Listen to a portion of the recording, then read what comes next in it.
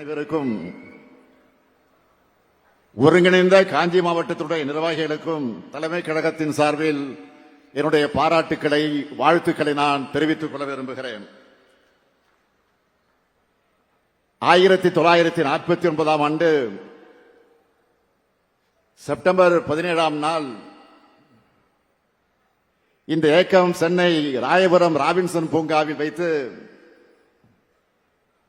பேரறிஞர் அண்ணா அவர்களும் அவருடைய தம்பிமார்களும் தொடங்கினப்போ வானம் தன்னுடைய வாழ்த்துக்களை மழையா பொழிஞ்சது. வான்மழை வாழ்த்துல உருவான கழகம்தான் இப்ப வையகம் வாழ்த்தக்கூடிய அளவிற்கு வளர்ந்திருக்கு. கழகத்தின் வெற்றி மூலமா தமிழ்நாட்டை வளர்த்தார் அறிஞர் அண்ணா. பேரறிஞர் அண்ணாவோட இதயத்தை இரவலாக பெற்ற தலைவர் கலைஞர் அவர்கள் அரை நூற்றாண்டு காலம் திராவிட முன்னேற்ற கழகத்தையும் அதன் மூலமாக தமிழ்நாட்டையும் வளர்த்தினார். தலைவர் கலைஞர் விட்டு சென்றிருக்கக்கூடிய பாதையிலிருந்து இம்மியளவு விலகாம திராவிட மாடல் ஆட்சியை நாம நடத்திக்கிட்டு வரோம். திமுக என்ற 3 இடத்துல தான் நம்முடைய மூச்சும் பேச்சும் உயிரும் உணர்வும் அடங்கியிருக்கு. இப்படிப்பட்ட வரலாற்று சிறப்புமிக்க கழகத்தோட பவள விழா சிறப்பு கூட்டத்திற்கு வருகை தந்து வாழ்த்துக்களை தெரிவித்து உரையாற்றி இருக்கக்கூடிய கூட்டணி கட்சி தலைவர்கள், நிர்வாகிகள் அத்தனை பேருக்கும் நான் ஒவ்வொருத்தருக்கும் தனிப்பட்ட முறையில் திராவிட முன்னேற்ற கழகத்தின் சார்பில் தலைமை தொண்டன் என்ற முறையில் என்னுடைய நெஞ்சார்ந்த நன்றியை நான் தெரிவித்துக் கொள்ள விரும்புகிறேன். இங்க நீங்கெல்லாம் மிக சிறப்பான முறையில் பகிர்ந்துட்ட வாழ்த்துக்கள்ல நாங்கள் பெருமை அடைகிறோம். எங்களை வாழ்த்துறப்போ அதுல நீங்களே இருக்கீங்க. ஏன்னா நாங்க செஞ்ச சாதனைகளுக்கு நீங்க உறுதுணையாக துணை நிற்கிறீங்க. அதனாலதான் சொன்ன எங்களுக்கு கிடைச்சிருக்கக்கூடிய இந்த புகழ் மாலையில உங்களுக்கும் பங்கு இருக்கு. கழகத்தை பொறுத்த வரைக்கும் தலைவர் தொண்டர் இல்லாம உடன்பிறப்புகள் என்ற பாச உணர்வோடு எப்படி செயல்பட்டு வருதோ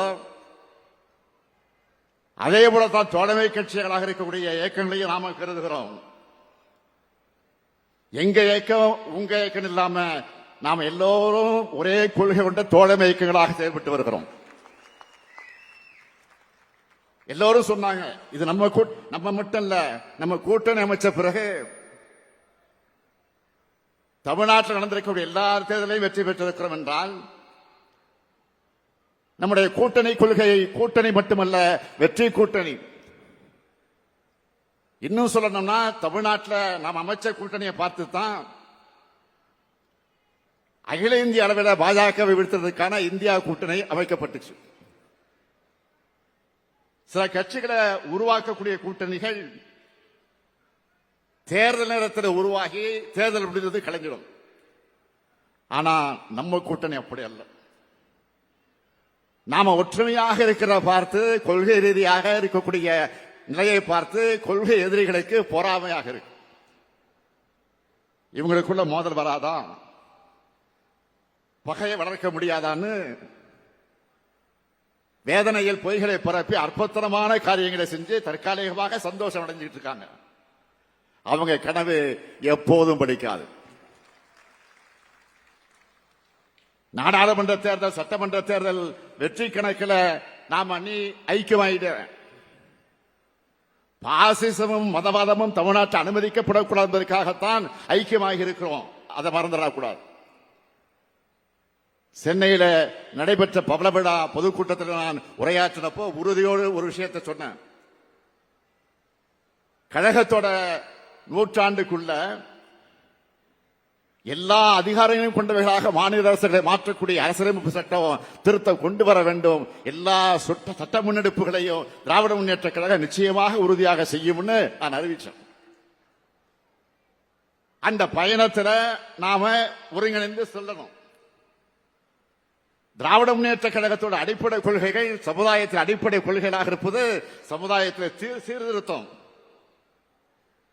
பொருளாதாரத்தில் தத்துவம், சமத்துவம், அரசியல் அடிப்படையில் ஜனநாயகம். இதை உருவாக்கத்தான் கழகம் தோன்றுச்சு. தொடர்ந்து செயல்பட்டுக் கொண்டிருக்கிறது. இதை நிறைவேற்றி காட்டத்தான் கட்சியும் ஆட்சியும் இருக்கு. இந்த உன்னதமான 3 கொள்கைகளை நிறைவேற்றப்படும் என்று சொன்னால் அதிகாரம் பொருந்தியவைகளாக மாநிலங்களை மாற்றணும். அதனாலதான் மாநில சுயாட்சி கொள்கையை தன்னோட இறுதி உயிராக பேரறிஞர் பெருந்தகை அண்ணா அவர்கள் வலியுறுத்தினார்கள், வற்புறுத்தினார்கள். மாநில சுயாட்சி கொள்கை அடைவதற்காக பல்வேறு முன்னெடுப்புகளை கழகம் எடுத்திருக்கு. முக்கியமா விடுதலை நாளில் மாநில முதலமைச்சர்கள்லாம் கோட்டையிலே கொடியேற்றக்கூடிய உரிமையை பெற்றுத் தந்தவர் நம்முடைய தலைவர் கலைஞர் அவர்கள்தான். அது மட்டுமல்ல, வாய்ப்பு கிடைக்கும் போதெல்லாம் அதற்கான முயற்சிகளில் ஈடுபட்டு இருக்கிறோம். இப்போ இருக்கிற ஒன்றிய அரசு மாநிலங்களை யூனியன் பிரதேசமாக மாற்ற முயற்சிகள் தான் இருக்கு. அதனாலதான் தமிழ்நாட்டில் ஒழிச்ச மாநில சுயாட்சி முழக்கங்கள் இன்னைக்கு இந்தியாவோட பல்வேறு மாநிலங்களை ஒழிச்சுக்கிட்டு இருக்கு.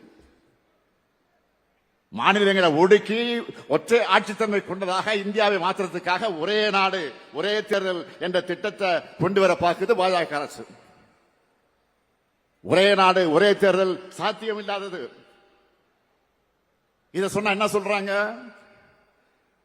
1967 வரைக்கும் நாடாளுமன்றத்திற்கு சட்டமன்றத்திற்கு ஒன்னாதான தேர்தல் நடந்துச்சுன்னு சொல்றாங்க. அப்போ இந்திய நாட்டுடைய மக்கள் தொகை என்ன? இப்போ மக்கள் தொகை என்ன? அன்றைய இந்தியாவும் இன்றைய இந்தியாவும் ஒன்றா? அன்றைய வாக்காளருடைய எண்ணிக்கை எவ்வளவு? இன்றைய வாக்காளருடைய எண்ணிக்கை எவ்வளவு? ஆதாரத்தோடு சொல்லுகிறேன். 28 மாநிலங்கள், 8 யூனியன் பிரதேசங்கள் இருக்கு.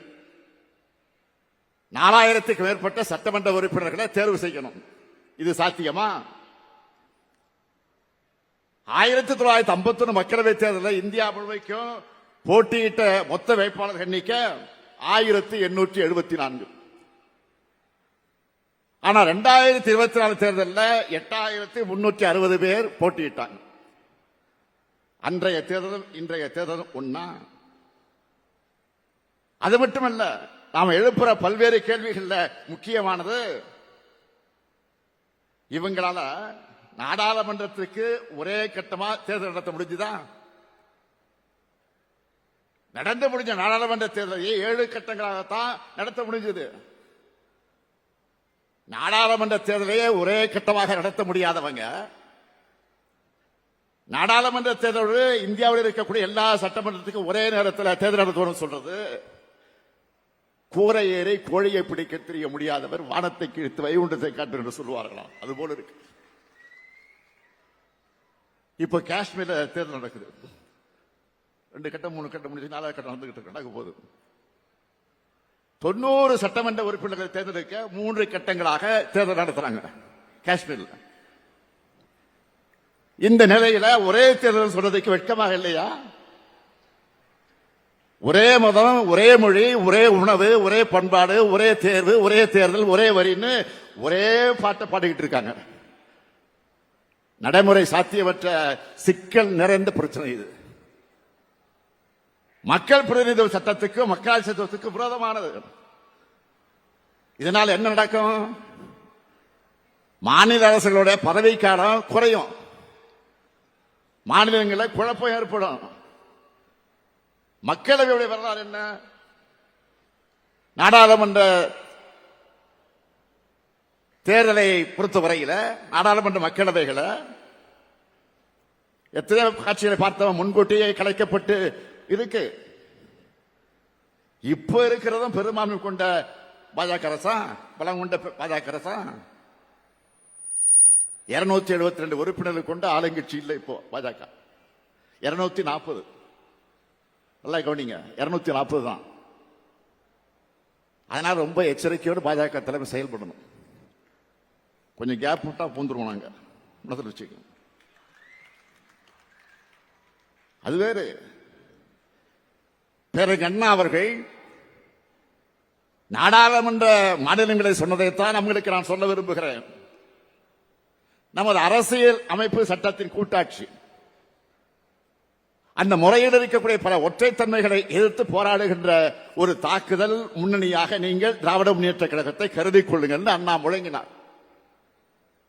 அதே முழக்கத்தில் நான் சேர்த்து சொல்வது, அந்த தாக்குதல் முன்னணியில் திராவிட முன்னேற்ற கழகம் மட்டுமல்ல, இங்கே இருக்கிற தோழமை கட்சிகளும் சேர்ந்துள்ளது.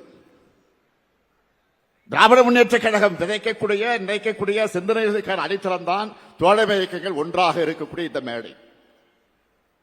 நிறைவா நான் சொல்ல விரும்புவது, 75 ஆண்டுகளை கடந்திருக்கக்கூடிய திராவிட முன்னேற்ற கழகம் 100 ஆண்டை கடப்பதற்குள் மாநில சுயாட்சி கொள்கையை வென்றெடுக்க உறுதியேற்போம். மீண்டும் தோழமை கட்சியினருக்கு என்னுடைய இதயபூர்வமான நன்றியை சொல்லி விடைபெறுகிறேன். நன்றி, வணக்கம்.